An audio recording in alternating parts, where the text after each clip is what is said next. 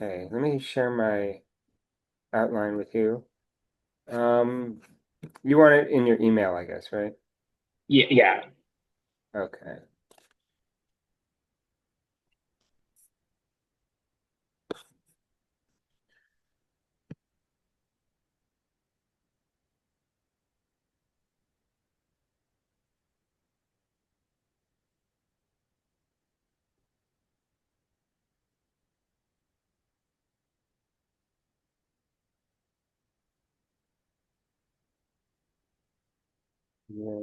One second here.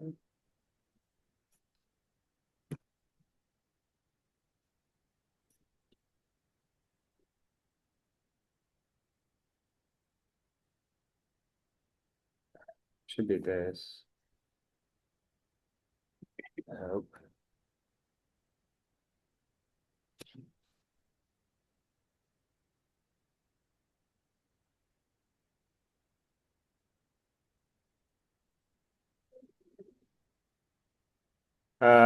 The file has the same title as the outline from last time, but Oh, I okay. added two new chapters on it. It's basically 1 through 11. I see. Okay. I've never heard of this guy, Maimon. Oh, Maimon. Solomon Maimon. Yeah, Yeah, I had heard of him, but I've never read him. yeah. Um, I was looking at the Stanford Encyclopedia article on him, and there was a quote from somebody saying he is the last great undiscovered philosopher. Mm. Um, yeah, it's sort of interesting. I don't really know why um, he's not as well known as he probably should be. I mean, uh,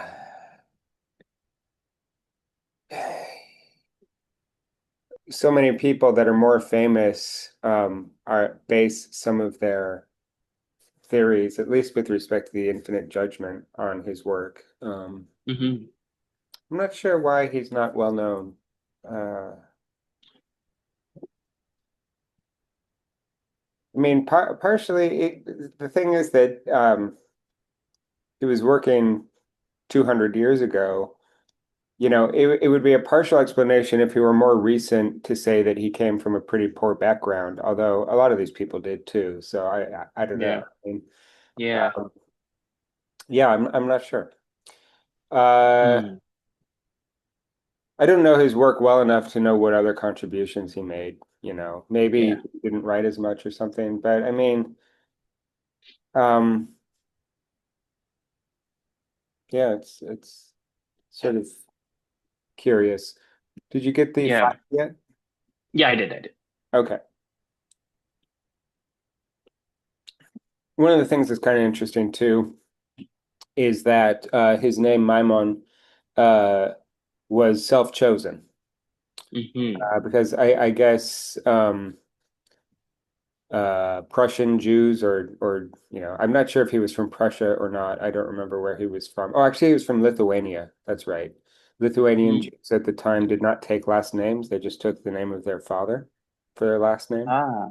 So he chose Maimon as last name, and in particular, it's a reference to the medieval philosopher Maimonides. Mm. I think medieval. Actually, I don't know what Maimonides' dates are. He might be like late ancient or something, but I think he's like 13th century or something. Let me see.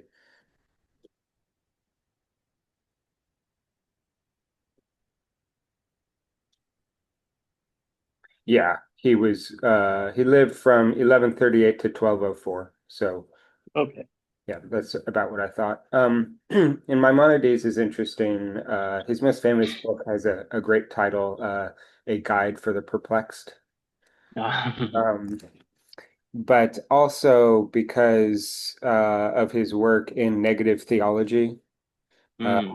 apophatic theology, which we'll probably talk about a little bit today. There's a tradition of this, which is to say, theology is the study of the attributes of God, right? Mhm. But there's a tradition that holds that nothing can be said of God, but nothing cannot be said of God as well. For the following reason, nothing can be. positively predicated of God because God is, as an infinite being, is totally other than uh, any other finite being.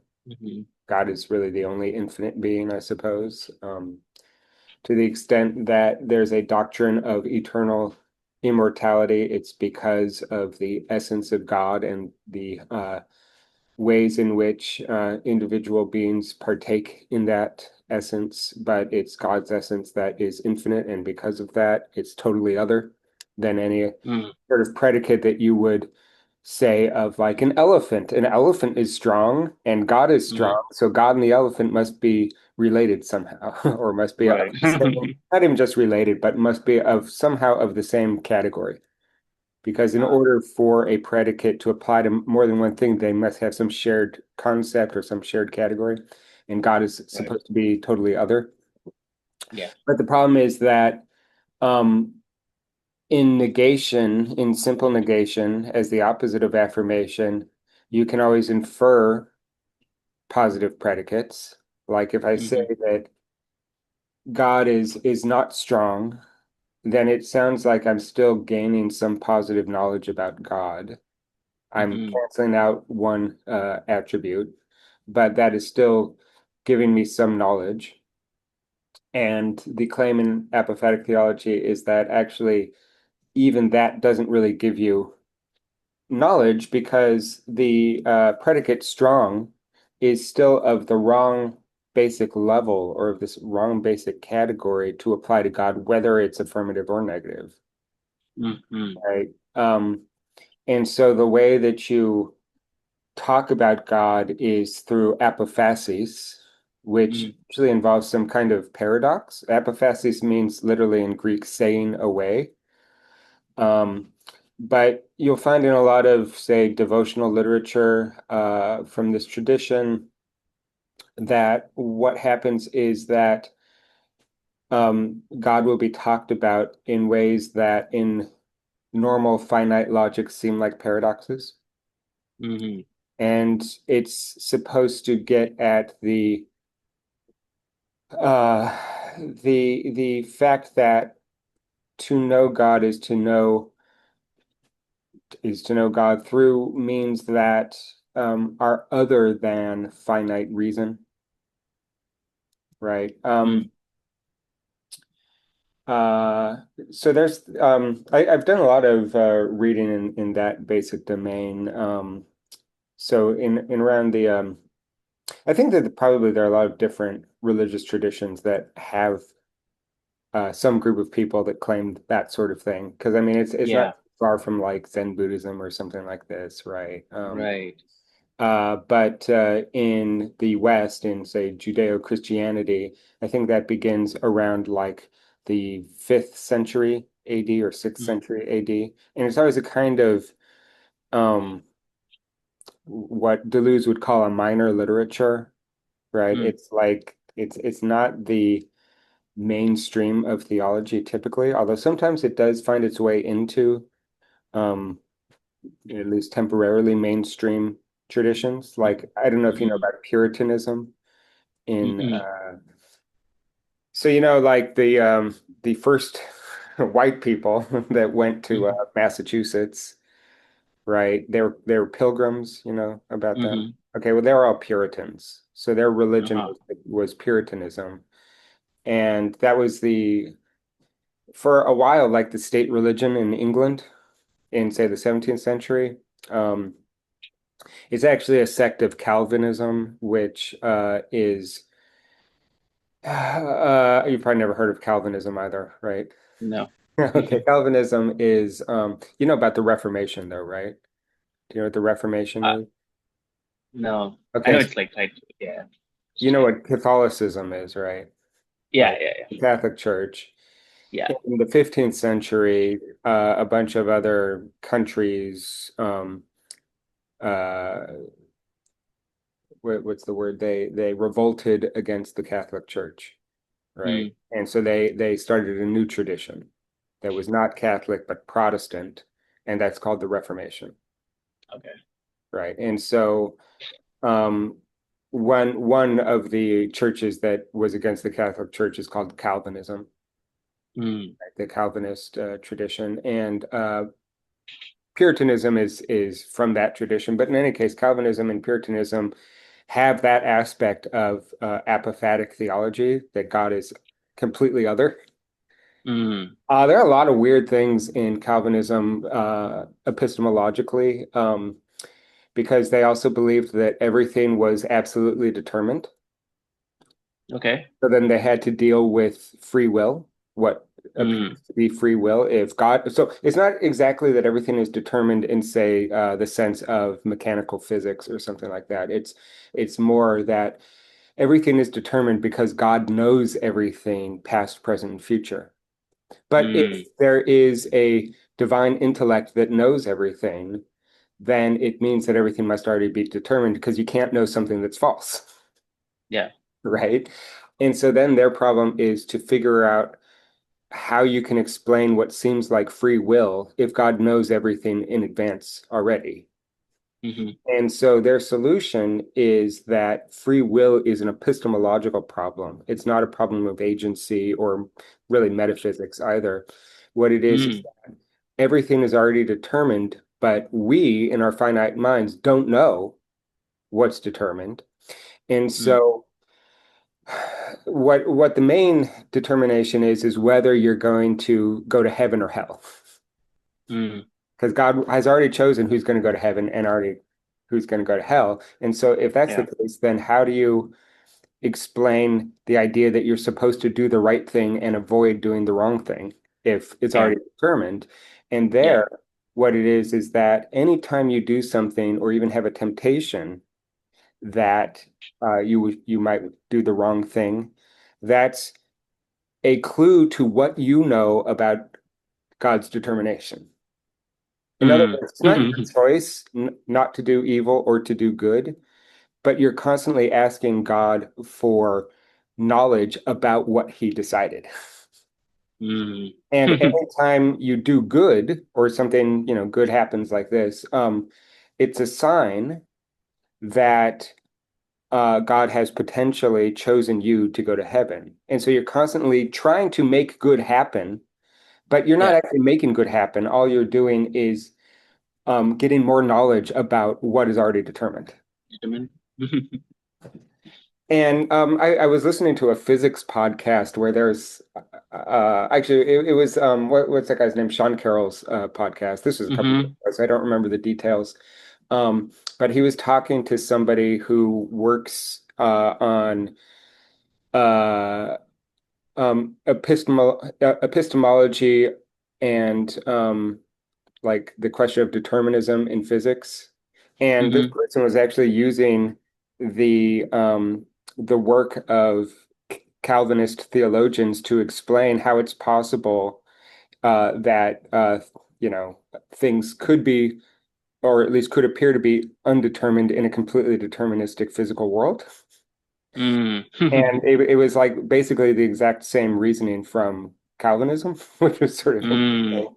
So, the reason that that period is interesting in Calvinism in general is that they're trying to be so, this is the 16th and 17th century, and um, they are trying to be completely consistent in their rational reasoning. But then they have a bunch of things that they take to be necessarily true that don't fit together. In other words, they take everything in the Bible to be necessarily true because it's God's Mm. word. But Yeah. they have the problem of turning that into a consistent rational argument. And what Mm. that means is that they have to be extremely clever and creative about how they put their argument together because Yeah. things don't fit together. Yeah. And for that reason, it was like they were responsible for a pretty major advance in modern reasoning. Some Yeah. advances in reasoning. So it's sort of interesting from that perspective. But Ah. in any case, this idea of negative theology is something that Maimonides the medieval Jewish philosopher, is known for. And Solomon Maimon was highly influenced by that tradition. And in fact, you can see it in his theory of the infinite judgment as, you know, the fact that you don't even have to have the sign of negation Yeah. in an infinite judgment. And not only that, but a negative infinite judgment is equivalent to a positive negative judgment because they Yeah. both equal zero, Yeah. right? That is because the subject and the predicate have no common concept. They don't fit. They're not of the same category, and that's why they appear to be category mistakes. Hmm. They to say that virtue is quadrilateral gives you the same truth value as um, virtue is not quadrilateral. In other Yeah. words, they're both on one reading, they're both necessarily false because Yeah. they're nonsensical in a way. Yeah. Yeah. Although he has a somewhat more positive reading of the infinite judgment as a possible foundation for knowledge than, say, Hegel has, who Hmm. treat them as basically forms of nonsense. Yeah. Yeah. Do you want to Um, just go through the outline, or did you want to respond to any of that? yeah, I had a question about what you said about going back to the theology thing. So if someone, let's say, did something bad or evil or whatever, Mhm. and they go to the confession room or whatever, right? Well, Is that I don't thing? think Puritans had confession booths. I'm not sure, but I don't think so. That's a Catholic thing, and I think that's also fairly recent. But I don't know when it started. But that's mostly associated with Catholicism, having Oh, doing anonymous confessions to a priest. yeah, yeah. I So in should that say case, they would. one other thing about Calvinism is that they got rid of the priests. Hmm. And so this is something that's common to most of the Protestant traditions. They're kind of democratic in a way. They don't have Hmm. an expert class of priests. Everybody Hmm. finds the truth themselves typically through like literal readings of the Bible. Uh-huh. And so reason is supposed to be a God-given gift, and so everybody's got it, and so we don't need priests. Okay. But anyway, what was your question? Oh, so yeah, if they just did, let's say, something bad, and then would the process just be like to ask for forgiveness and then what would the reasoning be, uh, towards like um, discovering what's already determined or whatever. So are they having a conversation with God where like God says like, oh, you did bad, but Mhm. you'll do good later or something. I don't know what the how they move forward. Yeah, forgiveness is an interesting question. First of all, I should say that if you're interested, so it's extremely complicated. Let me just tell you now. Mm, And yeah. but if you're interested, you can look up Calvinism. Here, Hmm. let me just put this in the chat so you get the spellings right. Calvinism and tulip.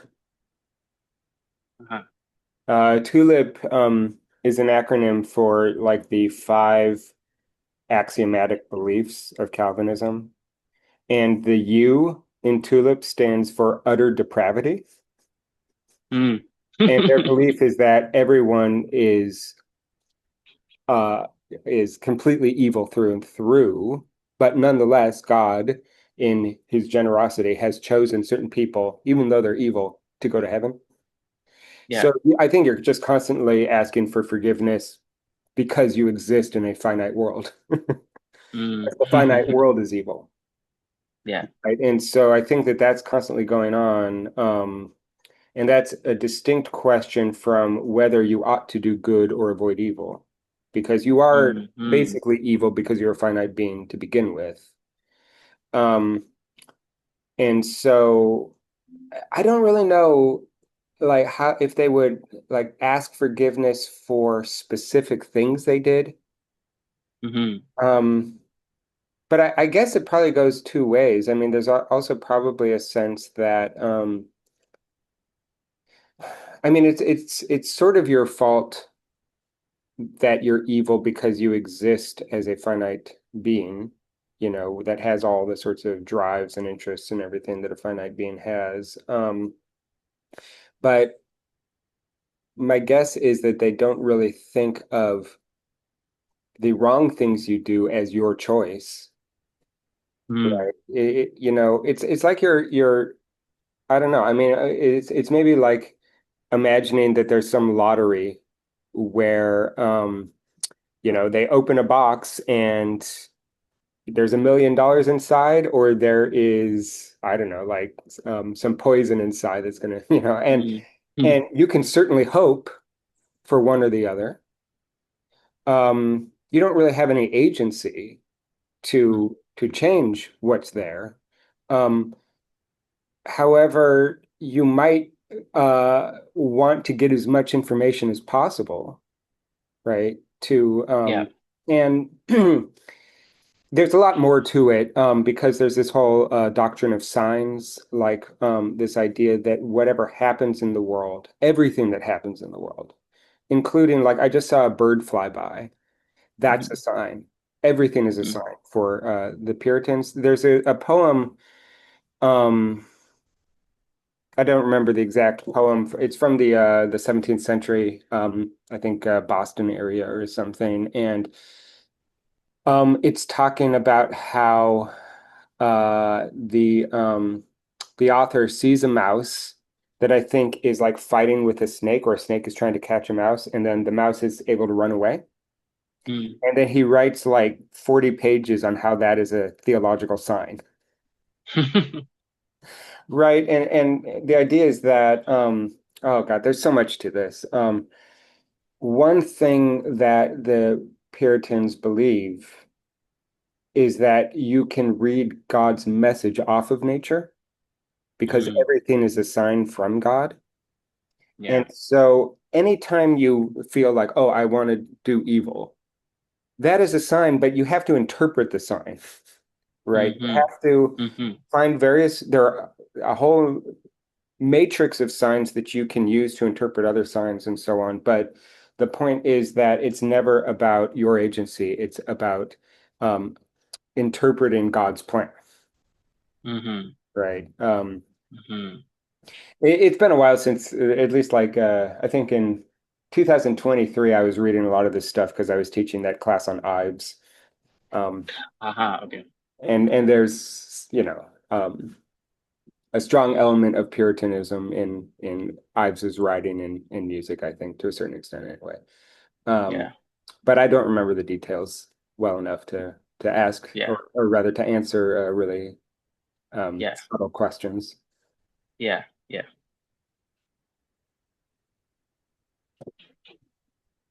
In any case, yeah, Yeah, should we just go through this yeah, yeah.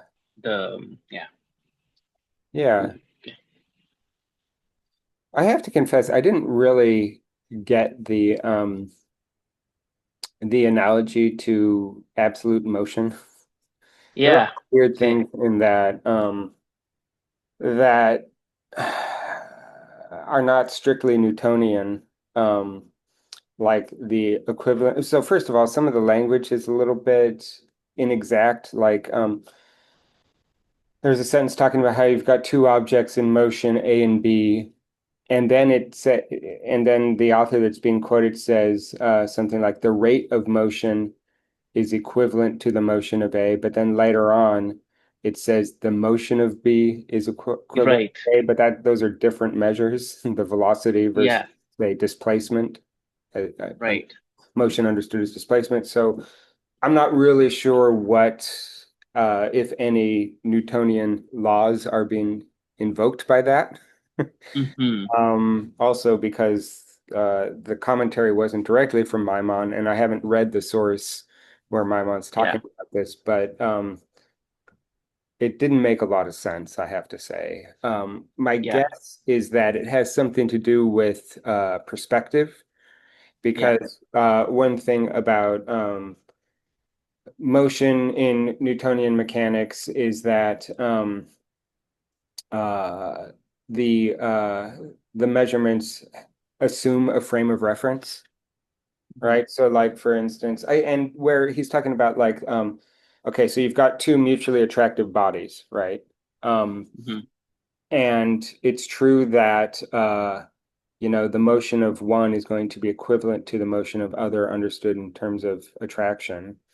Um, but that assumes a center of mass frame of reference where I think it means that mass is basically idealized and equalized and so on. And so uh, that frame of reference needs to be assumed in order for the calculations to work out. And Yeah. so I think that that's basically the main idea here, simply that, let's say that A and B are mutually attractive. Um, is motion through and through relative? That is to say, is the motion of A relative from the perspective of A, Yeah. right? And the commentary suggests no, even though the motion itself, because they're mutually attractive, is relational. From a particular frame of reference or a particular perspective, you can call one motion like the primary motion, the Hmm. absolute motion in their terms. Yeah. Even though from the opposite perspective, say from the perspective of B, B would be taken to be um, primary. I guess that's Hmm. my interpretation of it anyway, because it doesn't make much sense otherwise. And then Yeah. I guess the upshot for the analogy to Kant is that we're kind of stuck in one perspective. We can't possibly have the perspective, say, of the object or of B. Right. I guess Yeah. that's the idea. Um, Yeah. Yeah. And the example with the tower and then the falling of the stone, yeah, and he talks about the law of gravity being sort of like a necessary yeah, yeah. The condition law as of like an gravity absolute. is an a priori principle that underwrites the absoluteness of the Yeah. motion. Yeah. But that's the third moment, right? Or the third interpretation, I think, right? And that's the one Yeah. that he associates with Kant. Hmm. But then that isn't sufficient. But I don't remember why it wasn't sufficient. Except for the fact that maybe it doesn't explain the fit between, say, the tower and the stone, or the subject and the object. Perhaps if Yeah. one is fully determinate of the other, Hmm. there's a sense that there does not need to be, well, there would still be a fit. I mean, I guess what maybe one possible way of reading this is that there's a kind of tricky path that Kant has to navigate between um, Berkeleyan idealism, where the subject determines everything, Hmm. and um, some kind of maybe oh, I don't know, strong determinism or something where, or you could even say transcendental realism, like Plato, where the object determines everything, Hmm. right? So the idea there being that it has to do with the direction of fit, right? Like the tradition, according to Kant, before the Copernican turn, before his Copernican turn, is that the mind uh, in its um, when the mind uh, performs some kind of true assertion, statement, judgment, thought, I guess, what makes it true is the fact that it fits the object, Hmm. and it's the object that determines that relationship. Yeah. I suppose I mean, even Berkeley has God to rely on. So it's not just that it's like pure solipsism, right? Because it's a mind other than ours that determines everything.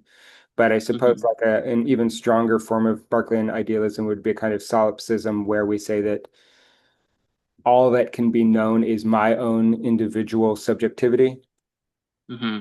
in which case everything that exists, to the extent I can say something true about it, is entirely determined by my subjectivity. And so it fits Mm-hmm. my subjectivity. And so the object Mm-hmm. fits my subjectivity. And I think that Kant is trying to get a kind of compatibilist position in between and Yeah. wants to have some kind of mutual determination between subjectivity and objectivity. Uh, Mm-hmm. you know, the way in the Critique of Pure Reason, he talks about that. So you've got kind of as a given the unity of consciousness, Mm-hmm. which he ascribes to the transcendental subject or the transcendental ego, right? That which already has to be assumed even before the most rudimentary experiences or thoughts, because they Yeah. already show up as unified. Yeah. And so there must be some unifying principle that is logically prior to that. That's the Mm-hmm. transcendental subject part. But then Mm-hmm. that's going to correspond to a transcendental object because Mm-hmm. in order for uh, something to act as a unifier, it's got to have something to unify that is not just itself, I guess. Mm-hmm.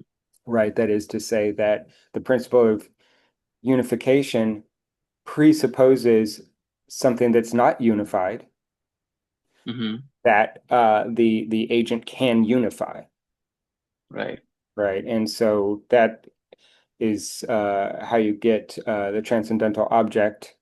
And I don't remember if that's Kant's term or if I'm getting that from secondary literature. But in any case, that is a way to set up this kind of mutual, formal, constitutive relationship between subject and object, Yeah. I right? think Kant's term is transcendental unity of a perception, Well, a that's perception. the transcendental subject. That's the function of the transcendental subject. Apperception just Yeah. means self-consciousness. Yeah. And so that's the thing that he is saying when he says, like, for instance, the I think must apply to all of my representations. Yeah. He's talking about the fact that our representations are always unified in a possessed consciousness, right? A Mm-hmm. consciousness that has unity and possession, Yeah. right? And I mean, you don't even necessarily have to say the possession part, although I think it's useful. That's why it's I think. But it would sort of be like if it were unified, but in a consciousness other than ours, then it's already not unified, right? Mm-hmm. Mm-hmm. So, the possession part is entailed by the unity. Is it clear what I'm saying? Mm-hmm. Um, Imagine that so you could, I'll just say it again. Imagine that you could oh, I don't know, like experience reality or whatever as unified, except that it was not your consciousness that was unifying it. That mm, doesn't make a lot of sense because in order for there to be a consciousness that is other than yours, that's already a disunity. mm-hmm. So if it is unified, it must be yours, Mm-hmm. right? Yeah. Yeah. Um, so right. So I mean, I don't want to get into like panpsychism and stuff, but Uh, uh, they how would they regard, like, if there's a consciousness outside of myself that's unifying everything, or mhm. if there's some other conscious being, and if everything is conscious, I'm wondering how there's unity because there is disunity, right? Because it's Well, separated or whatever. well, no, because no, not really, because Okay. in what is it? Well, panpsychism, but what's the other? Oh yeah, in panentheism or pantheism, Mm, there's this idea that you are part of the whole, mm, right? I guess one way of thinking about it is kind of similar to what like Bergson has to say about um unity is a function of continuity, right? Hmm. This idea that let's say that there's some completely unified mass, right, or completely continuous mass at least, and your perspective is over here on this part of the mass, and so you look at it this way, and somebody else's perspective is on this part of the mass, and they look at it this way, but they're all still the same thing, Hmm. right? Yeah. Yeah. Yeah, so that's how you deal with that. And when I say that it's your consciousness that unifies, I don't mean that in the sense of, say, solipsism, or in the sense of yours and not mine. All I mean is Yeah. that if it were possible to experience um, the world as unified and yet distinct from the consciousness within which it is perceived to be unified, that's a disunity, Hmm. right? Yeah. Yeah. Yeah. Okay. In Yeah. any You case, don't mean it. Yeah. Yeah. yeah, That makes sense. yeah. In any case, the thing is though that there's been so much commentary on Kant, and the Critique of Pure Reason is not really the clearest original text anyway. It's hard to tell how much Maimon is really saying things that aren't already there in Kant. Hmm. Because like the tradition of Kant interpretation that I'm most familiar with already assumes a lot of what Maimon is writing here. But I guess the point is that perhaps during Maimon's own time, and at the end of Kant's life, Kant was interpreted in other ways Hmm. as, say, a Berkeleyan idealist, or um, as someone who claims that the objective world is entirely dependent on subjectivity, or this sort of thing, or as regards to the thing in itself, that there is some unknowable object that has extensional existence. And then you get the paradox that if you say it's unknowable, how do you know that it's unknowable? And Hmm. there's a tradition of fairly recent commentary on Kant that claims pretty much the same things that Maimon claims. So it's possible that Hmm. that tradition begins with Maimon. Um, but the thing is that in this book, Daniel Heller-Roazan is presenting it not just as commentary, not just as interpretation of Kant, but rather as a new theory that refutes what is in Kant. And I'm not sure that that's really accurate, just because, for one thing, it's fairly uh, complicated and open to different interpretations, what Kant writes himself. Um, Yeah. but in any case, what I take this opening section with the analogy of physics to be is an attempt to interpret Kant in the following way: to say that, first of all, you need to have a single principle that grounds the relationship between subject and object.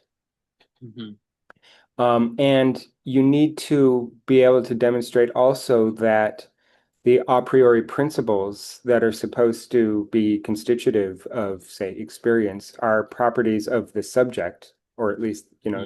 those principles are in the subject and not just in the object, Yeah. right? Or maybe not at all in the object. Yeah. And so I think that that is what's going on with this kind of relational metaphor of mutual attraction from a specific frame. And it's the frame that we must Hmm. have, right? Which is to Yeah. say that transcendental idealism is a perspectival theory, right? That Hmm. Yeah.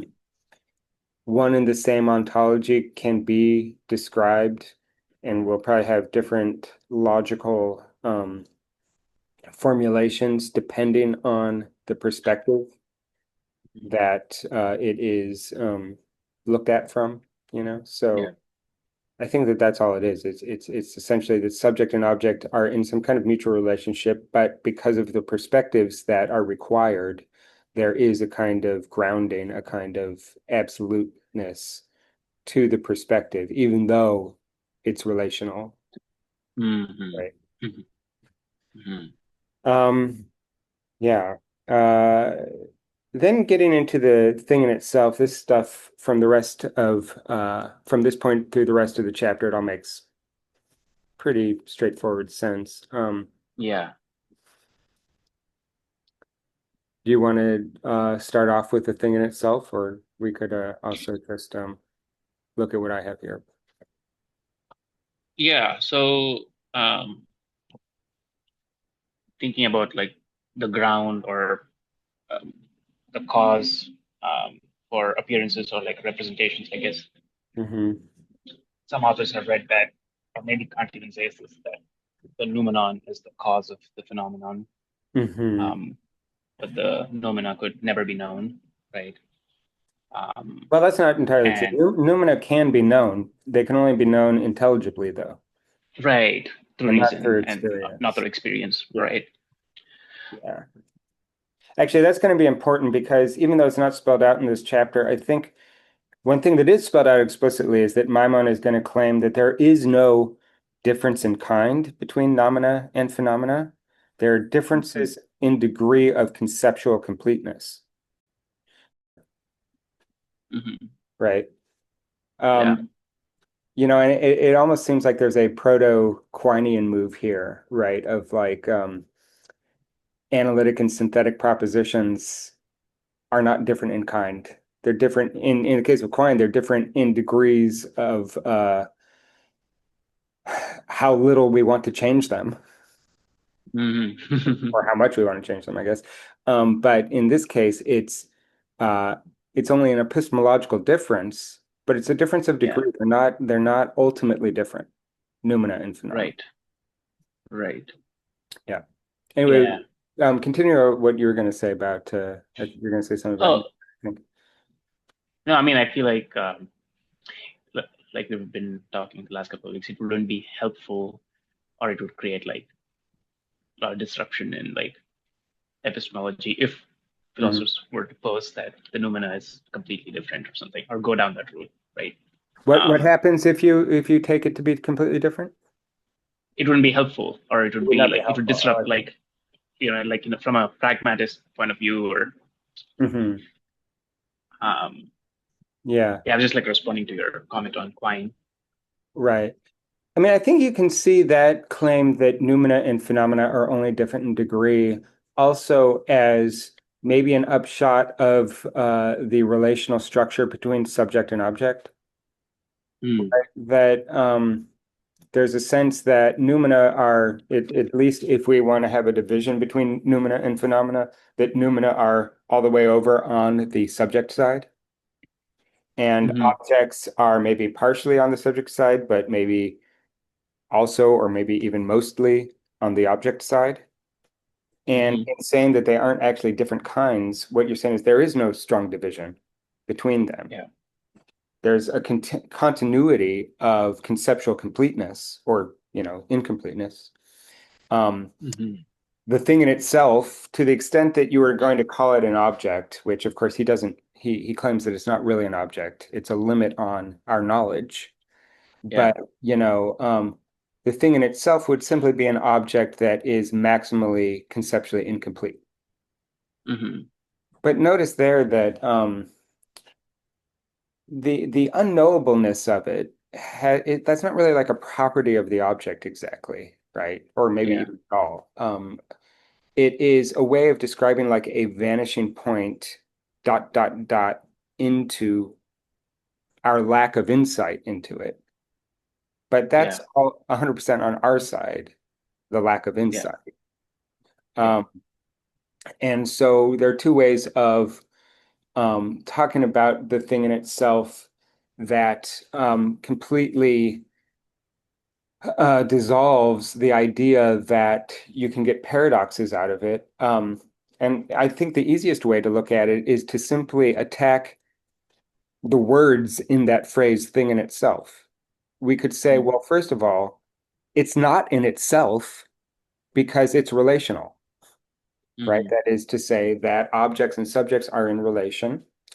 Um, Objects are given uh, together with and in relation to subjective unity, so that, you only get the objects together with the subjective unity, but then the subjective unity is that which organizes the objects, so you can't really split them apart, objects and Hmm. subjects. It Hmm. means that objects are always given simultaneously with subjective unity and in relation to subjective unity. Well, that means it's Yeah. not in itself. There is no Yeah. absolute thing. All Hmm. things are relational, not absolute. So, okay, so then maybe the in itself doesn't work, but then you also ask, well, is it a thing?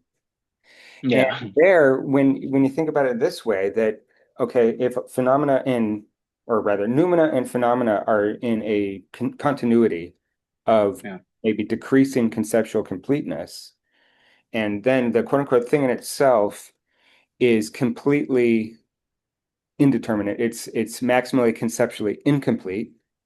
Hmm. Well, as I said, that's not a property of the thing.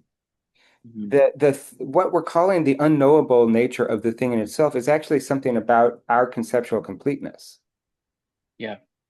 But that's not a thing. That is a lack of insight into a thing, Yeah.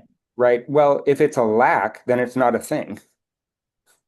Mm. So we've just shown that the thing in itself is neither a thing nor in itself. So we don't have to think of it as some unknowable object that somehow we know something about, Yeah. right? It's simply a way of describing a lack of knowledge. Yeah. One of the things that's interesting about this, although the author of this chapter doesn't spend much time on this is one of the moments where the way of saving Kant from his critics about this kind of inconsistency about the thing in itself takes the form of an infinite judgment. Mm. In other words, what we're saying is the thing in itself is a lack. Yeah. Well, what we're saying is S is a non-thing, or S is not anything, but rather the absence of something, Right. the absence of insight into the nature of an object, right? Right. And so that's sort of interesting, right? Yeah. But it's positing the infinite sphere outside of whatever has been taken away from the subject, um, as a singular thing. Well, yeah, I mean that's hypostasization again. I mean, we looked at that last Yeah. time with respect to people before Kant, particularly, that argue for God's existence from the idea that if anything is possible, then there must be a sum total of possibility, Hmm. right? And then you take that sum total of possibility to be, say, necessary existence, and then you turn it into an object, God. Mm. Kant's critics do the same thing with respect to the thing in itself, right? That the thing in itself isn't a thing. It Yeah. is a failure of reason or a failure of conceptual completeness. But a Hmm. failure is not a thing. A failure is, Hmm. first of all, a failure is probably something more like a process. But even if you want to think of processes as producing things, producing objects, a failed process or failure as a process doesn't produce anything. Yeah. So it certainly doesn't produce a thing, nor is it itself a thing, Yeah. right? And so Yeah. when people say, "Oh, Kant," Schopenhauer does this too, right? Schopenhauer talks about causality as being a problem, Hmm. that these objects that exist on their own are somehow the cause of our perceptions of them, but then cause is supposed to be something that is derived from the categories of the understanding. So how's that possible if these things are outside the categories of understanding, and yet they're the cause of our perception of them? And then you can do the same sort of thing. Well, no, they're not. It's not that they exist in this sense Hmm. of being an unknowable object. You could say that unknown objects can exist.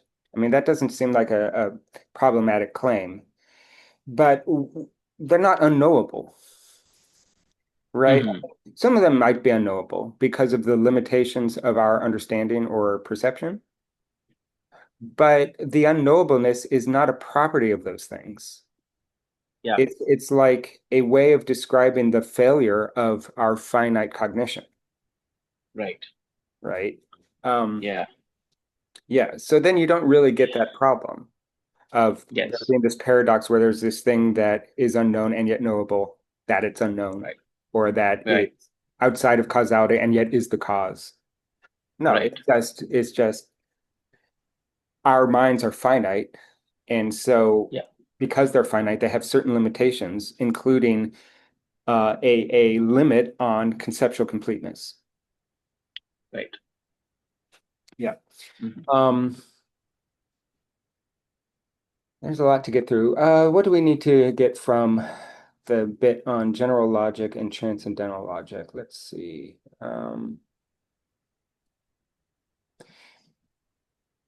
I mean, this is not that significant yet, although I think it's important to understand maybe where Hegel is coming from to a certain extent, right? Hmm. This idea that general logic um, and its relationship to transcendental logic has something to do with uh, pure thinking versus thinking as it relates to reality. Right. Right. And so, with Kant, he's got general logic and transcendental logic, and general logic is supposed to be like the pure logical form of all those judgments. But Hmm. transcendental logic is supposed to be those logical forms as they relate to the perception of objects or the experience of reality, Yeah. right? And so it's content oriented in a way that general Hmm. logic isn't. You Hmm. just know from like a basic like Logic 101 class that uh if you want to analyze the structure of arguments or these sorts of things, you can do so without worrying about what the terms mean. It's just, X, Y, Right. S, T, whatever. And it doesn't really Hmm. matter what their content is. Hmm. Um, with transcendental logic, however, the content does matter. And so there are Right. all sorts of things where uh, there are certain arguments that follow from transcendental logic that don't necessarily follow from general logic Mm. because the arguments are based on knowledge of the contents of the constituents of the propositions in transcendental logic. Hmm. Like when I was talking about, what's the difference between just knowing as kind of an axiom that A equals A Yeah. versus knowing that um, university means university. Hmm. I mean, you do kind of Mm. know that university means university, but what about something like bachelor means unmarried male? Yeah. Um, then I don't have the tautology of A equals A anymore because there are two Yeah. different things on either side of the equal sign. Um, Yeah. but it's still a tautology. Well, it's only a tautology because I have knowledge about the concept and its definition, the content of those terms, right? And so Hmm. there are all sorts of things like so, um, bachelor means unmarried male is true, follows from transcendental logic, but not from general logic. Hmm. Yeah. That would be one way of Yep. saying it, right? Yep. Okay. Yeah. Um, Hmm. uh, Yeah. There's a point where he brings up the principle of contradiction mhm. as a way to suggest that general logic already has transcendental logic sort of like Right. presupposed in it. Yeah. Um, and he's like, to even to formulate thought, uh, if A is B, A is not non-B, one must conceive of A as defined by B. Yeah, the thing Um, that's tricky about that, I was trying to work that into my notes here, and I'm not sure that that is actually true because mhm. um, the law of contradiction is not that it is not the case that I don't remember how they said it in the book, but they have two different terms. I've got A and B. I mean, the law of contradiction is it is not the case that A and non-A or Yeah, not A, right? right, right. Which means you don't. exactly have to positively posit B at all. Right. Right. Now, it just so happens that in the world, we typically experience difference in terms of the difference between two positively posited or encountered things, and not just this thing and its non-thingness or whatever, you know. Um, Mhm. but the law of contradiction doesn't presuppose B at all. Right. So I'm not sure that that really is a very good argument. Um, Yeah. Right. Yeah, because there are two different terms, A and B. What was the Kant's thing about imagining one hand in the universe oh, or let's not something? worry about that. That has to do Oh with, yeah. oh God, that is an argument about um, identity, and it has to do, it's a way of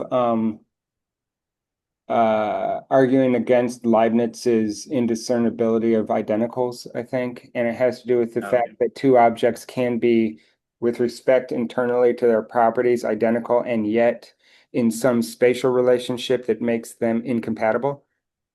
Mm, And I think the idea has to do with chiral symmetry, if you know what that is. mm, mm, Chiral symmetry is, um, say, of a two-dimensional object, something that uh,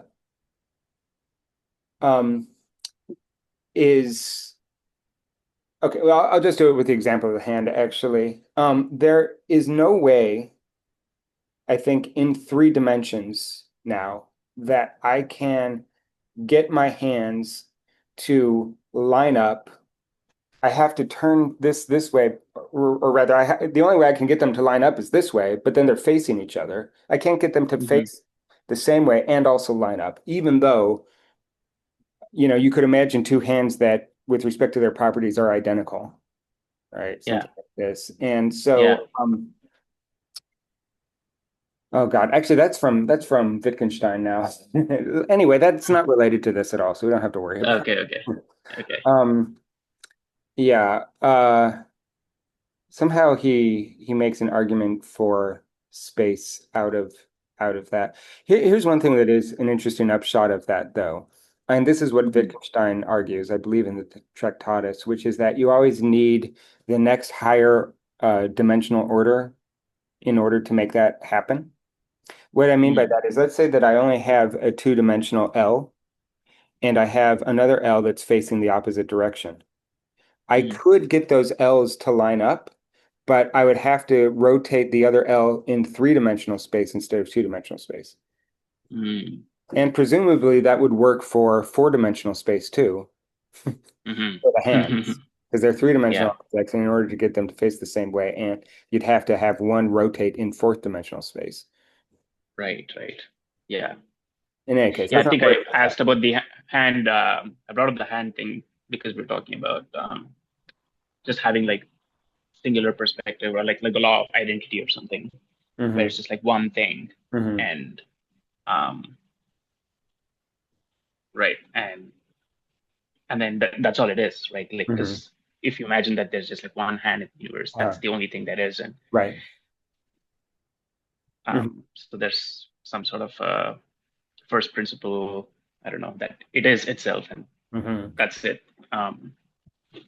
But Yeah, one thing that's interesting about that, and I don't want, I'm just going to comment and then we should move on. But yeah. uh, I think there's a real question about whether zero equals zero. Mm. I mean, there is a sense from outside, say, the proposition zero, Yeah. if it is a full proposition, or at least the object zero. I mean, if I say zero equals zero from outside, I can say the whole proposition is true. Yeah. But if what we mean by zero is tautological falsity, right? In other Mm. words, so this is something Frege talks about, with one equaling tautology and zero equaling self-contradiction. In other Mm. words, tautological falsity. There, there's sort of a question about whether sort of internally to itself nothing is identical in Mm. itself because there isn't anything, Mm-hmm. you know. And of course, you can say zero, the expression zero equals the expression zero, but I suppose there's a distinction between the expression zero and right. Um, Mm-hmm. and actually, this is kind of significant for the theory of the infinite judgment when you get to Fichte and Schelling also, this idea that the infinite judgment is actually a rebus that combines different sorts of presentations. In Mm-hmm. other words, if I say, so like, we're not there yet, but if I say I am human, that's just a regular affirmative proposition, right? Because there's Mm-hmm. something in the predicate position that's determining me. But if I Yeah. just say I am, Mm-hmm. that's the structure of the infinite judgment. But notice Yeah. that this is a different presentational modality than a word or a Yeah. predicate. And in Yeah. fact, all of the examples, this is in Maimon too, all of the examples of infinite judgments are combining things in something like a propositional structure that aren't the same kind of thing. Yeah. And so, like, one way of looking, if you look at my notes, we're just kind of jumping around, unfortunately, but Yeah. whatever. If you look at my notes on under types of judgment, you see this. This Yeah. is the Maimon section. Do you see a little picture of a lizard? Yeah. Okay, that is an infinite judgment. Mm-hmm. Right. In other words, one way of looking at the infinite judgment, if I say virtue is quadrilateral, there is some incongruity between the subject and the predicate term, Yeah. which means they can't really be combined either in affirmation or negation. Yeah. A really easy way to understand that is to look at that picture and tell me what the truth value of that sentence is. Mm-hmm. That is a rebus. A rebus is just like a kind of like a statement or something that combines different elements, like maybe pictures and letters and gestures and sounds, right? Yeah. That's what the infinite judgment is, though. It's like a composite of things that don't hang together, Yeah. right? And so, chameleon minus five means the same thing as chameleon plus five, Yeah. which is strange because those should be contradictory. Say Yeah. literal logic, but it has to do with what I know about the quote unquote subject term here and what I know about the predicate term. Mm-hmm. And it's not just the pure logical structure, Yeah. that as a transcendental judgment, the infinite judgment is doing something different. And so when I Mm. say, I am, that's the same kind of thing, right? It's words plus a gesture, which Yeah. are different things, right? Yeah. Yeah. And so, I think that you can think about the question about whether nothing is identical, self-identical. I mean, there's a difference between and the number zero, Yeah. right? And it's true that the number zero equals the number zero, but that's not what we're really interested in. What we're interested in is the referent of the number zero, if there Yeah. is referent, Yeah. and its self-identity. Mm. Self-identity of that thing that zero is referring to, Yeah. right? And there it seems fairly paradoxical to say that is self-identical. Of course, even this is not what I'm talking about. Right. I mean, the way that Frege deals with that is actually similar to the way that Maimon is dealing with the thing in itself, Mm. which is to say, no, there is no nothing. Nothing is Yeah. just the lack of a thing. Yeah. Right? Just as the thing in itself isn't a thing or in itself, it's a limit on our cognition. Yeah. You could say that either existentially or epistemologically, nothing is either something that we don't know about or something that doesn't exist, but in both cases, they're lacks. They're not they're not things. There is no positive Yeah. existence to them. Right. Um, anyway, yeah. Yeah, so let's see, what have we got here? A lot of detail. Trying to see what we can just go through quickly. It's funny, I just put this together yesterday, and yet I'm already sort of baffled by what I wrote down. Well, right. Okay, so here in this next section, he's taking issue with this idea of the unity Hmm. of the I think. We just said that the I think must um, apply to all my representations, all my cognitions, or whatever. And this idea being that the transcendental unity of apperception is like this foundational principle Yeah. to transcendental idealism. It's the fact that there's got to be something unifying experience or thought or whatever, that's presupposed in thought itself. Yeah. And then Maimon asks the question, well, how can I know that representations belong to the unity of consciousness before I unite them in consciousness? That is, before I think of them. I mean, that is actually a problem with transcendental idealism and transcendental arguments in general, that you work backwards from something that is assumed, right? Uh-huh. Yep. Um, and so the thing about begging the question as an informal fallacy is that it um, treats something that you should argue for as an assumption. Mm. Like if I say that, I don't know, like, um, oh, I don't know. Uh, I assume that blue cups, anybody who owns a blue cup should be paid $100 whenever they're on a Zoom call. I Mm. have a blue cup, now pay me my $100. That's begging the question, right? I mean, it's like, well, Yeah. no, no, we need to argue for whether or not it's true that anybody who has a blue cup should get paid. Hmm. But if I assume that, then I can have all sorts of inferences from that, Yeah. But what we want to know um, is whether that assumption is true.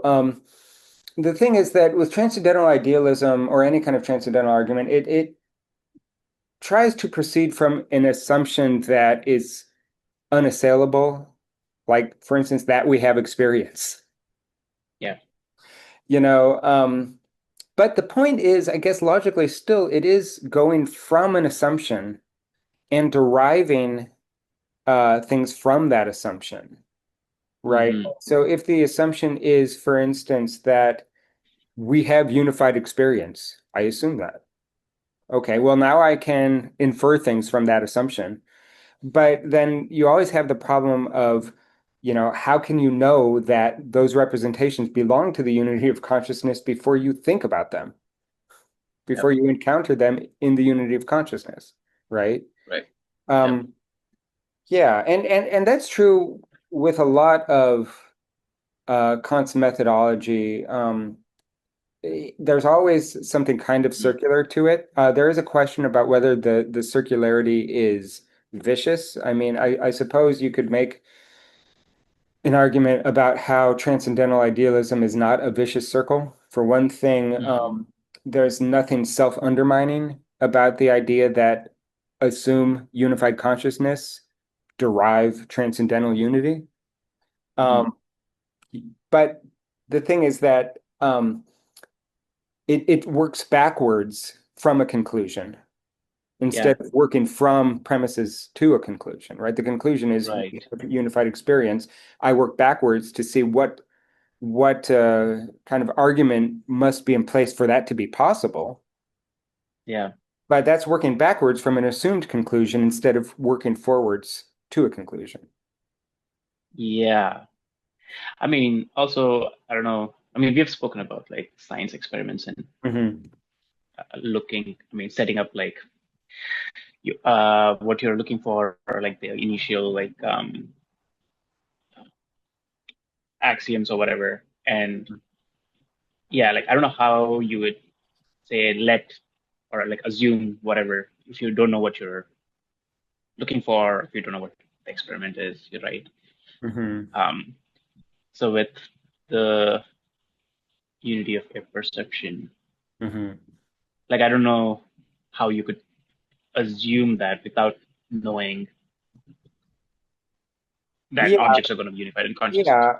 I mean, to a certain extent, every science experiment, even though it often presents itself as, well, I don't know. I mean, this isn't really true because people work um, in traditions and in communities that have assumed interests and have all sorts of things. You ever read a scientific article, they're constantly citing other articles and all this kind of stuff. I mean, they assume this community of shared starting points and so on, right? But to a certain extent, you can look at um, the problem as, let's say that I do an experiment to reach a conclusion. I have to know what conclusion I want beforehand. And sometimes I don't get the conclusion I want, and that's usually when it's most interesting. Yeah. But there is this sort of sense of teleology to that whole Mm. process where I have to imagine the thing that I'm going to end up with, Yeah. you know? Yeah. Anyway, let's try to get through more of Oh, this yeah. because we haven't even talked about Fichte yet. So what Maimon wants to know is, what is the principle, according to what principle are representations knowable as such before real thinking?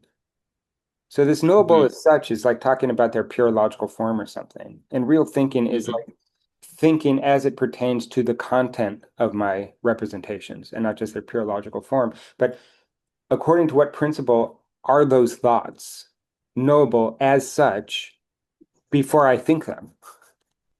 Because the thinking is already unified. So how can I Yeah. get to sort of their pure form before having the thoughts? Right? Yeah. How can I think Yeah. unity except already being in a unified consciousness? Right? And it's like, yeah, so you're trying to get below your own consciousness and its unity to some sort of foundational principles, but you're doing it in the medium that you're trying to analyze. Yeah. Actually, I think it's Klein talks about this with respect to maybe mathematics, I think. I don't remember Mm. exactly, but this idea that or you could look at it from the point of view of linguistics, perhaps, right? I mean, at least linguistics that is not mathematical, right? You're Mm. trying to analyze language from within language. Yeah. It seems fairly difficult to do because Hmm. actually you get the same problem in something like the dialectic of enlightenment, where they're trying to critique modern society from the point of view of modern society. And it's how do you get beneath the medium that you have to use to undertake the project to begin with, right? It's like trying to get outside of it from within it, Yeah. right? That's basically the problem here. It's like, according to what principle are thoughts available before I think them or outside of my thinking, Yeah. right? Yeah. And his solution is this idea of the principle of determinability, that the synthesis in a judgment, for instance, synthesis, say, between subject and predicate, is real as opposed to simply, logical or formal.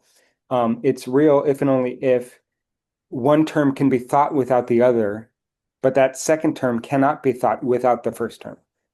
And so subject can be thought without P, but P cannot be Hmm. thought without subject. Um, Hmm. so, for instance, a triangle is either right or oblique angled. You can think triangle without thinking whether it's right or oblique angled, but those adjectives have to apply to the noun. You can think the noun without the adjectives, but those Yeah. adjectives have to inhere in the subject, Yeah. which suggests, according to Maimon, this is something I guess I don't know. He doesn't give arguments for this in the chapter on Maimon, but one thing that is claimed from this is that if you can think a thing, if you can think the subject without its predicate, the subject term must already be a synthesis, Mm. right? Mhm. And so I guess in this section I don't really say much more about this, but I think that the idea of the subject being a synthesis, one thing we can already say from that is that that is the structure of the I am in Fichte, Mhm. that the I am is the pure positing of subjectivity. I haven't said what I'm predicating of I, Yeah. but itself, it's already sort of a synthesis, perhaps in this case, of the I am as the subject and some rebus of the beyond, right? It's, Right. it's the I am dot dot dot, Right. which is itself a sort of incomplete synthesis or something like that. I th Yeah. with Maimon, the subject term does not necessarily need to be an infinite judgment like that. But I didn't write down here anything more, except for the fact that he claims that if you can think S without P, then S must already have the structure of synthesis. Yeah. Mm. Um, and one thing that follows from that is that if what we mean by the structure of synthesis is its capacity to be determined or to act in a determining capacity, um, then that assumes transcendental logic, Mm. because then you need to know something about the S and not just Yeah. its pure logical form. Because on the level of general logic, S is just an incomplete sentence. Right. But if I say triangle, it's not a complete sentence, but it's a complete thought because um, I know something about the fact that saying triangle, positing triangle, is the sort of thing that can have determinations, Mhm. right? In other words, Mhm. triangle Yeah. is right angled, right? But Yeah. just saying triangle, if I can think that without thinking is right angled, then what I'm saying is something like triangle is determinable, Right. It right? has the possibility of having predicates. Yeah, exactly. Yeah. Right. Um, and so that's the synthesis that enables us to think of any of the terms in a Mhm. sentence. I guess that's the idea. I mean, I don't really know how he solves his problem of thinking about these things outside of thought, you know, Yeah. because it doesn't really seem like he's accomplished much. Although one thing that he has accomplished, perhaps, is contra what Kant has to say, judgments don't necessarily require a p term. Mm. It's like all of Kant's judgments have some form of S as P, Yeah. but if you can think S independently of P, Mm. and if that means that S is a synthesis, then it has the predicate is something that comes out of its own nature Yeah. instead of the nature of something else. Right. So if I say, for instance, that that tree is green, um, greenness is not in the nature of tree understood in this sort of sense of a transcendental grammatical subject or something. Tree, as the subject, has the capacity to accept predicates, and that's all it Yeah. needs to have to be thought on its own without external predicates. Right. So it's a way of building predication into the autonomous structure of the subject, Mhm. right? And that's going to be Mhm. important for Fichte, I think, as well, right? This idea that autonomy comes out of the nature of a subject to be determined. Its determinability is already uh, a complete thought. Yeah. Yeah.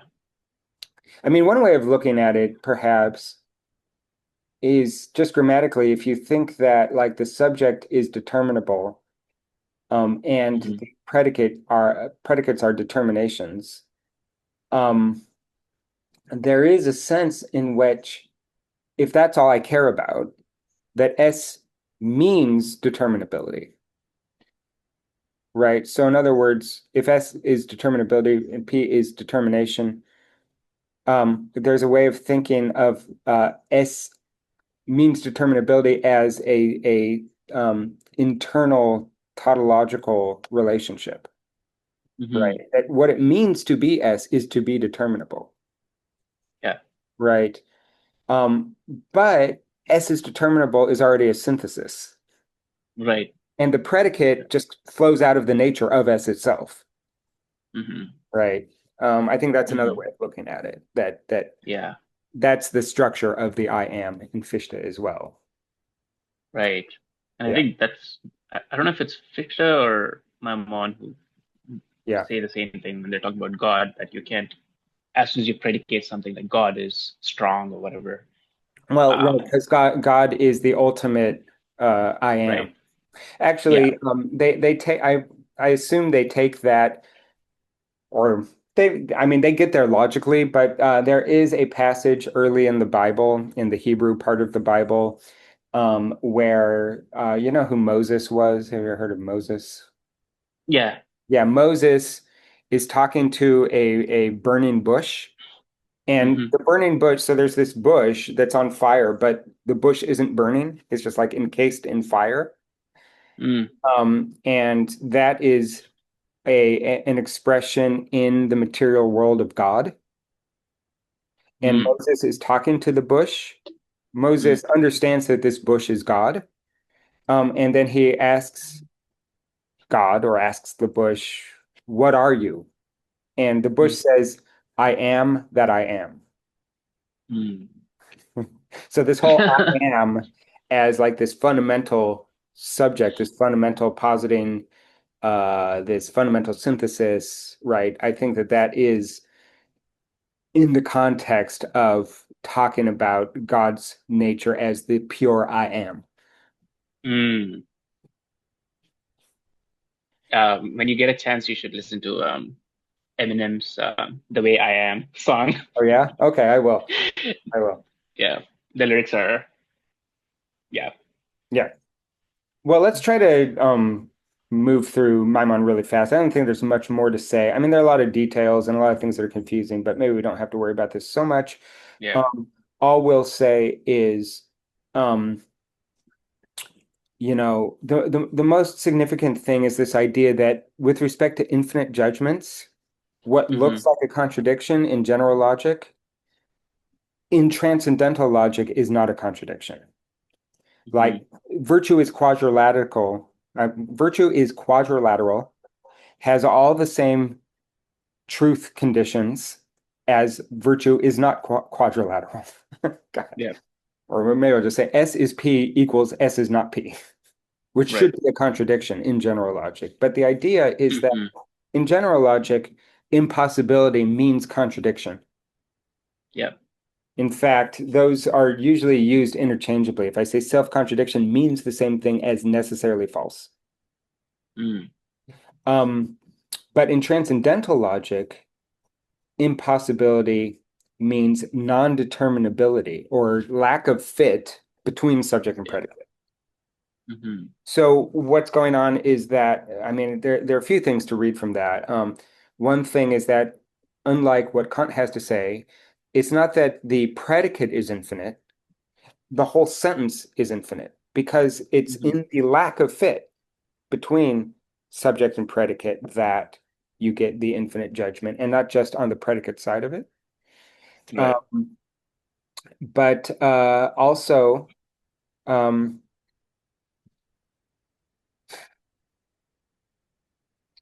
also one thing that it does is make it clear that the infinite judgment is not just a negative judgment in disguise. It's not, it doesn't mean the same thing. It has different truth functions, right? Or different truth conditions, rather. Um, and it enables us to see that with respect to the reason that this works in transcendental logic and not in general logic is that the only way that you know that S and P don't fit together is to know something about S and P, Right. about their content. To Yeah. know that the number five and smelling like salami don't fit together. So the number Yeah. five smells like salami. Well, is that true? If it's true, it's just as true as the number five does not smell like salami, Yeah. right? Yeah. Because Yeah. it doesn't really fit together. It's this sort of rebus of two things Yeah. that are in different categories, basically. Right. And then that is also the structure of a category mistake. Yeah. Um, Category mistakes only make sense with respect to transcendental logic. I mean, I'm being kind of anachronistic because category mistake isn't coined until the 1950s, but Hmm. it is this idea. If you go on Stanford Encyclopedia and read the article on category mistakes, they're doing something very similar to what Maimon is doing here, which is kind of like going beneath the surface of these concepts and looking at like what's the logical structure of the way that the content of the subject term hooks up with the content of the predicate term and so on. But you need the Hmm. content because you Yeah. can't get, it's impossible to get a category mistake from just the form S is The P, form. Right. right? You have to Yeah. have the content. You know, Right. Another thing that's kind of interesting is just like with the critique of the thing in itself, not as a thing, but as a lack, and so therefore having the structure of an infinite judgment, at least in Kant, the presence of an absence. Hmm. Hmm. Um, you get the same sort of thing with Maimon's infinite judgment that a negative judgment gives a reason for denying the predicate to the subject. Hmm. But the infinite judgment, the negation there isn't with respect to the subject's being determined by, or I'll say it this way. In the negative judgment, I say there is a reason not to predicate P of S. But in the Hmm. infinite judgment, I say there is no reason to predicate P of S or not to predicate P of S. And Yeah. so what makes it infinite is the lack of a reason to predicate Right. P of S, either Yeah. affirmatively or negatively. Right. But then what you're saying is there's a presence of a lack, which is to say S is non-P, right? So Right. the structure of the infinite judgment, it's kind of like this infinite regress almost, right? It's like the structure of the Hmm. infinite judgment here, what makes it an infinite judgment is the infinite judgment. Yeah. The Yeah. presence of a lack of reason for Right. applying P to S, Right. you know. Yeah. Yeah. Because in a negative proposition, um, I don't know when I say, well, yeah. So well, the predicate is being denied of the subject, but then that's it. It just ends there because the subject is not posited in another sphere. Just like there's In just a negative one judgment, right? Yeah, in negative judgment. When you say yeah, S is not P, you're not saying, okay, then S is something else. You're just right. saying S is not Yeah. P. But in the infinite judgment, you're doing both At because least in you're Kant's infinite judgment, sure. Yeah, right. yeah. Yeah. Yeah, but the point is that even in the traditional negative judgment, according to Maimon, there is something affirmative. Namely, Mm. I assume or I even assert the I affirm the reason for the negation. I affirm Mm. that there is a reason to Mm. say I deny P to S. Even though Hmm. I'm not positing S in some other sphere, I'm saying, yeah, but I've got a reason to deny that. Yeah. Yeah. That's a But in good the point. infinite Yeah. judgment, you say, I have no reason one way or the other. Yeah. Yeah. And so one thing that's really important here, and this gets into the I am section, is that this gives you half of the question of autonomy. In other words, we've talked about, actually, I don't remember, have we talked about uh, um, Isaiah Berlin talks about positive and negative freedom or positive and negative liberty. Have we talked about that? Oh, we haven't. No. I won't go down Yeah. that path because that would have been a Okay. shortcut for you to get what I mean. But one way of looking at what it means to say I am autonomous is to say two things. One, um, nothing else is determining me. I'm Mm. free from determination. But that's negative. All I'm saying is I'm negating determination. I'm not saying Yeah. anything else about what I can do in my own power. What Yeah. I can do in my own power is positive. Hmm. And so autonomy has two elements to it, a negation of external determination and an affirmation of internal determination, Yeah. right? And what we get here with the infinite judgment, meaning no reason to determine S one way or the other, is the first half of that, the lack of external determination to S. Yeah. But one thing that we already have in Maimon and is developed in the others as well is the idea that to think S is to think S as determinable. But its Yeah. determinability is something that comes from its own nature, not an external nature, the P, Right. which is the other half of that, the lack of external determination, but the presence of Presence. internal determinability, Yeah. right?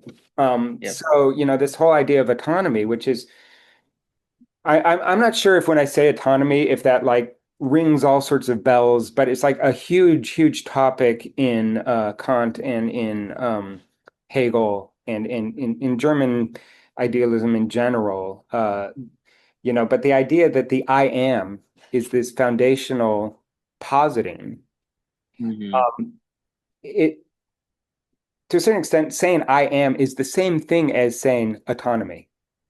Hmm. Autonomy is so for Kant, autonomy, among other things, is nearly synonymous with reason. Yeah. Reason is autonomous, but then I'm not sure that it's always the same thing. I mean, I think you can think of autonomy either as well. I don't know. Maybe they are synonymous, but in any case, they're very deeply connected. Uh, Hmm. you know, um, but it's this idea of freedom as Hmm. being the nature of reason, Yeah. right? And that's how you get morality from reason, Hmm. right? That morality, if it means freedom, but a particularly self-determining freedom that is self-consistent and there is a question about whether self-consistency is enough for morality or if you also need an added thing, goodness. Yeah. Because Kant does talk about radical evil Mm. as being, I think he thinks that radical evil could potentially be self-consistent, although it's been a while since I've read that, so I don't remember. But, it's not too difficult to think of a consistent uh, mind that does evil, although Mm. there's some question. Uh, I've, there's some question about whether knowingly doing evil or knowingly willing bad things It's can bad. be a self-contradiction. There's an Mm. argument for that, which I won't worry about. But Mm. if you think about like Corman McCarthy, right? Uh-huh. And that book slash movie, what is it? No Country for Old Men. Uh-huh. Um, I don't remember the character, the murderer's character, what his name is. But in any case, Yeah. he's kind of a good example of consistent evil, Hmm. right? Because he has to keep his word to murder, Yeah. you know, which is sort of interesting. But in any case, there is this idea that autonomy is, or rather that reason and autonomy are implicated in morality because uh, they're self-consistent, and if you also take on board that um, willing to do the wrong thing, willing to do bad is self-contradictory because willing means um, well, I'm not prepared to give the defense for that, but I think it's something like if I will or maybe it's anyway, you can get there from the Socratic idea from that holds that nobody knowingly does evil. because Mm, if you know that something is true, then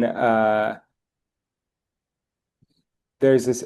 How does this work exactly?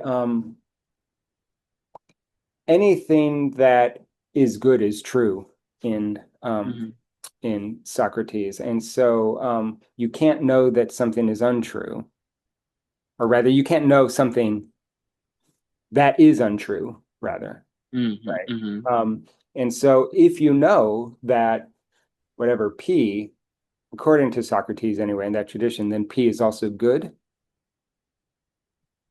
Um, mm-hmm. but I think there is still a question with Kantian autonomy if goodness is built into rational consistency. And I don't think it is. And that's probably why at the very beginning of the um, God, what did the groundwork on the Mm-hmm. metaphysics of morals? He talks about how the only truly good thing is a good will, Mm, because you need to build in goodness in addition to the consistency of reason in mm, order to get morality out of it. Um, and that's probably also something that is at play in the dialectic of enlightenment, where their basic claim is that reason is operating without the addition of goodness, right? And so it's just reason for its own sake, which can right. yield all sorts of terrible consequences and that kind of thing. Yeah. I have to get going. Yeah. Okay. Well, maybe we'll deal with Fichte next time then. Um, there's a ton to get through, but one thing that is kind of useful about Fichte is that he talks about the infinite judgment and aesthetics, Mm-hmm. and talks about how um, because the basic form of the original infinite judgment, I am, sort of extends into the beyond. Uh, there's a way of understanding that structure as the defining feature of basically at least the first three moments of the aesthetic of taste in Mm, the aesthetic of the or the analytic of the beautiful in Kant. So you know all these things like disinterestedness, uh, subjective universality, and purposiveness without purpose. And mm-hmm. also with Suzanne Langer, this idea of uh, unconsummated meaning. They all Mm-hmm. have this structure of this sort of rebus of a positing and a beyond, the I am dot dot dot. Mm-hmm. Mm-hmm. So maybe we'll deal with that next. Yeah. Do you want to keep going with the chapters or should we? I mean, I don't know how many more there are left.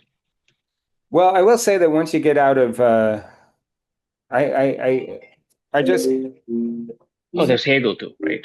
yeah, there's Hegel. The Hegel one is not quite as involved, actually. I'm going to decline that call. Ooh, okay. The Hegel one's not quite as involved as well, it's pretty involved, but yeah, there's Hegel and then there's Cohen, and then after the Cohen chapter, it's all fairly easy. But maybe we could Okay. skip some. I think it'd be nice to read a little bit about Frege and stuff. Yeah. One thing I wanted to ask you, which would be beneficial for me, and you might be able to um, uh, just like explain things, at least even just like the meanings of terms. I have an introduction to Indian philosophy. Would you be interested in going over any of that? Oh, yeah, yeah. Yeah. Um, so that might be a direction to move Oh, yeah, next. that'll be good. Yeah. Yeah. Yeah. I can send you that. There are a few different ones. I haven't really looked at them in much detail. But the one that I was thinking of looking at is from it's about 15 years old, I think. I don't see it Hmm. on my desktop anymore for some weird reason, but yeah. So I would definitely be interested in that because that's a weak point in my own knowledge. And Yeah, yeah. That'd be you, helpful for me too, because I mean, I've experienced it just through just being around people and Yeah. Well, haven't that's really great. like And sat that's down and the read. part Yeah, that I can't just get from the book, yeah, yeah, right? So you can explain all sorts of yeah, firsthand experience with certain concepts or whatever. yeah, Um, and also like the terminology probably if yeah. Oh yeah. but that would be great because then Okay. I would have something to talk about when people accuse me of being a Eurocentrist or something. But I would like to. I don't know. I guess we don't have to look at Hegel, the Hegel chapter in this book. I think the last two or three chapters are fairly easy. They're not nearly as Mm, in depth as these, the German idealism chapters. And so, yeah, there's a lot of cool stuff in the Fichte chapter. I was less yeah. interested in the Hegel chapter actually for a few reasons. I feel like Hegel, it's fairly difficult to his arguments typically don't sound very plausible unless you go very slowly and look at the entire scope of his arguments. Because a lot of Mm, times, what I was getting from this chapter was that there were a lot of claims that were being made that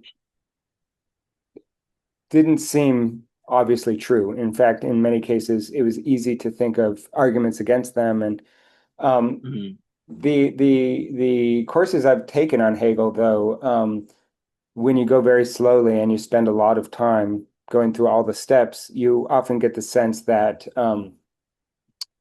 there is a very strong element of necessity to the mm, arguments. And so, with the Hegel chapter in this book, oh, I don't know. There is one thing that the chapter um, doesn't develop, which I think is actually really important, which is the idea of the concrete universal as a way of uh-huh, thinking about the positive infinite judgment in Hegel. mhm. Uh, so, I mean, I could bring in extra stuff for that, or we could just skip the Hegel chapter if you want. Yeah. No, I think yeah, send me the Indian philosophy Okay, PDF or well, whatever. maybe Yeah. let's finish up Fichte then. Yeah, we'll finish up Rishta and do that. Yeah, okay, we'll do that Yeah. then, and then Yeah. I guess I'll just read the other chapters on my own. Okay. Before you leave, let me then at least, although I guess I could do this next week, but let me see if I can at least like find um that PDF. I think it Oh might be yeah. this one. Yeah. This is this is from 1999, so it's a little older than I thought. Mm, Or maybe better thing. I mean, there's not a ton on Indian philosophy, and in fact, I mean, a lot of like uh, introductions or anthologies and that kind of thing. And a lot of the Indian philosophy stuff tends to be not in philosophy series, hmm. but more in like, South Asian Theology. studies or Yeah. whatever, And so anyway, this one is more of a more from the context of philosophy, so it could be Oh, interesting. that's good.